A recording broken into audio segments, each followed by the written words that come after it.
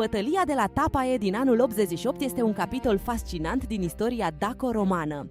Fiind una dintre puținele înfrângeri romane, această confruntare e învăluită în mister.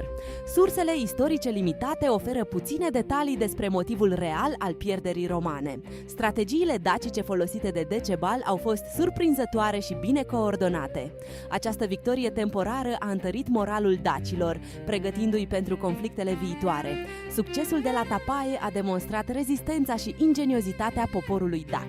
Decebal a devenit un lider și mai respectat, consolidându-și autoritatea printre daci.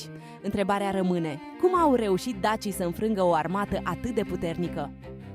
Dispariția armatei romane la Tapae rămâne o enigmă istorică fascinantă.